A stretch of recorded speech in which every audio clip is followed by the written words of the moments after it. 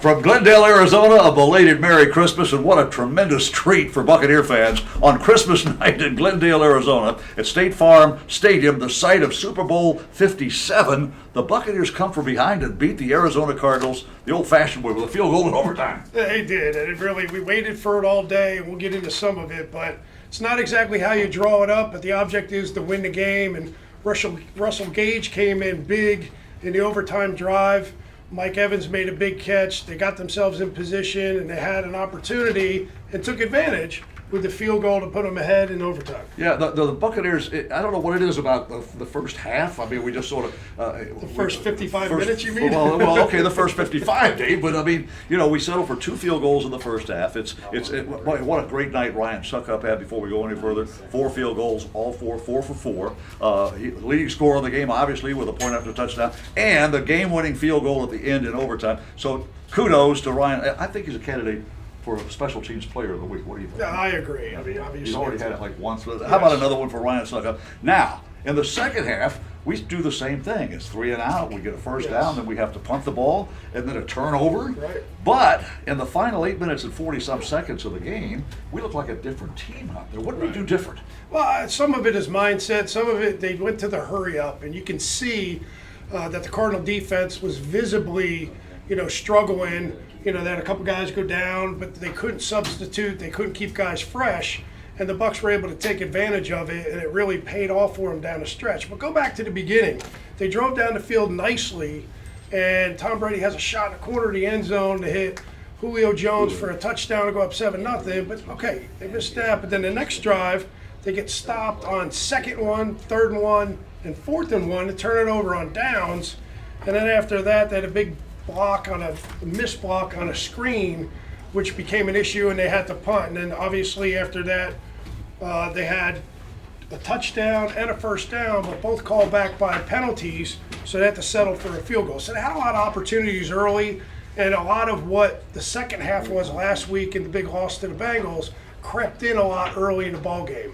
But again, they were able to overcome that later in the game. And Dave, the way the game was going, 6-6, a field goal kind of a game, and you say, oh no, not on the road. They got a kicker that can kick it from like 70 yards, and Matt Prater, he kicked a 56-yarder again. You don't want it to come down to a field goal for the home team in a game on the road that's essential for the Buccaneers' playoff possibilities, and it was looking like it was going to come down to that. But then they got the 10-point lead, and there's never been anybody in the league history to bring teams back from down 10 in the fourth quarter than Tom Brady. We scored a touchdown, a field goal to tie, then got the game-winning field goal. Tom Brady, his 41st, come from behind by 10 points down in the fourth quarter, and his 57th fourth quarter or overtime comeback victory. Nobody's ever done it better. I don't think anybody's going to ever break those records. But it was the Tom Brady show. And also, his main weapon, it wasn't Mike Evans. It wasn't Chris Godwin. They took those guys out of the game.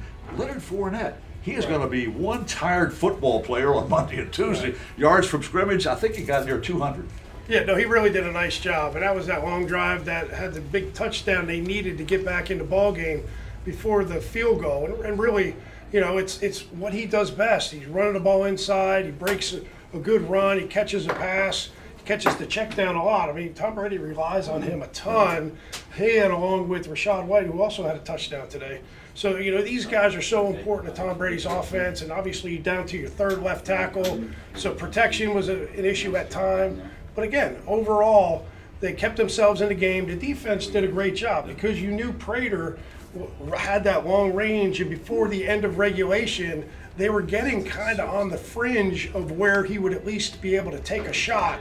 But the defense was able to shut it down and really gave the Bucs offense an opportunity both at the end of the regulation to go in overtime, and then also the big overtime forcing the punt to get the ball back. On that final play of regulation, McSorley showed his cannon arm. Keanu Neal got the interception. You're told to bat it down, but he got the clean pick. We go to overtime.